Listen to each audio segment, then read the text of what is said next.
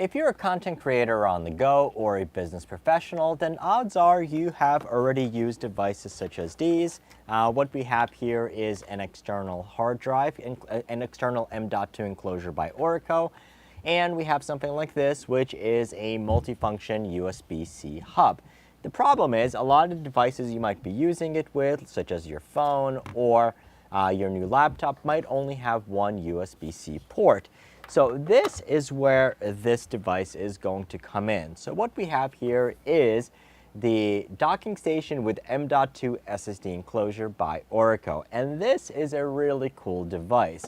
So I did a separate video exploring the features, opening it up for the first time, which you can check out there. And in this video, let's take a look at exactly the features and how it is going to run. So the main premise with this is really to combine the multi-features of a USB hub with a SSD enclosure. So USB hubs are going to be nice because, especially if you're using it with portable devices, because you are going to have functionality such as adding a computer mouse. You're going to have for thumb drives, things like that. So on here you do have 3 USB 3.0 ports. 2 of them are 5 megabits per second. The other one of them is going to be a 10 gigabits per second. And then you also are going to have a USB-C port on here as well, so you can plug in other external devices. Next, you are going to have an HDMI output, and you're going to have an RJ45 as well. So definitely a very, very, very nice device. But, oh, and obviously, how can we forget? You do have 2 card readers on here, so you have SD cards. You'll be able to plug them in right in, and it will be able, it is this way.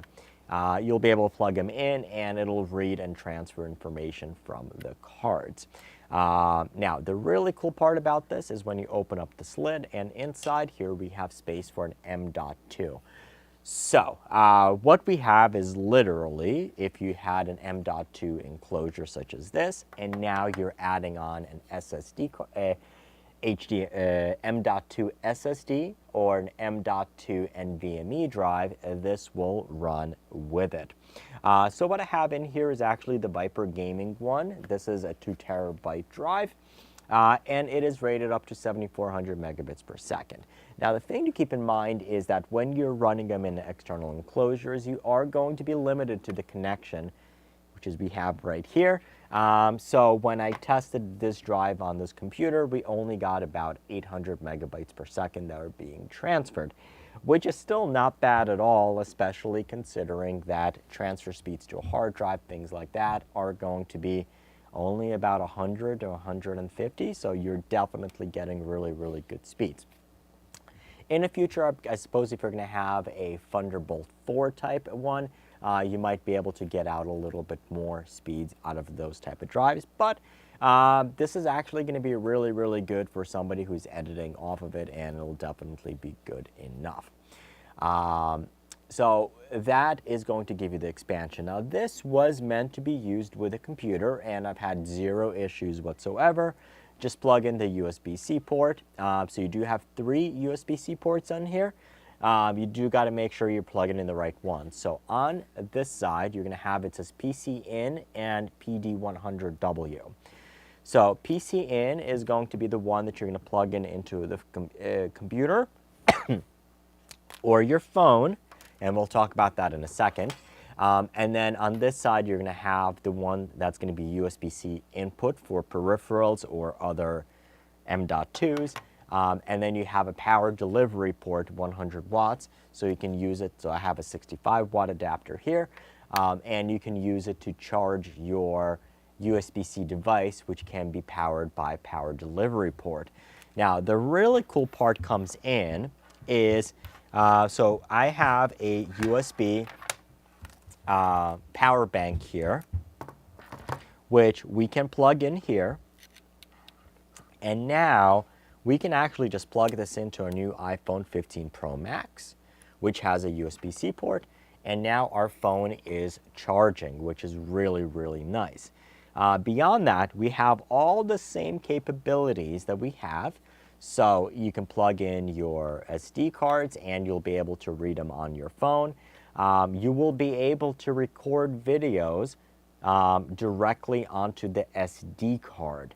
The only limitation which I've found by testing it so far is while you can use the iPhone app and the Blackmagic app to copy data over to SD cards, in this hub format, it does not let you transfer files to the to the M.2 drive. It'll let you transfer files to the SD cards, but not to here. So do keep that in mind. I don't know if it's a hardware limitation, if it's a software thing, whether it's iPhone. I haven't tested it on Android. However, you can use it as a hub. You can use it to charge the phone, and you can use it to access the files from there. You just can't write to them. So for instance, let me go into Files. And I have, so when we go to Files, you can see we have our SD card and our 2 terabyte drive. I have my images on here. So, bam, I can access my images. We just can't save to that folder. However, we can save to the SD card, and we have our images. We can copy them, everything else over from there.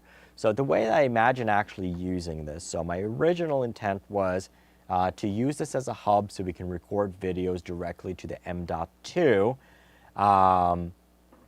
and power our iPhone. However, because we can't do that, we can, however, record to our SD card. So that definitely can work. However, I think really the best use of this is going to be, let's say you're a mobile professional on the go, you're a content creator on the go, is going to be so let me unplug the power delivery cable.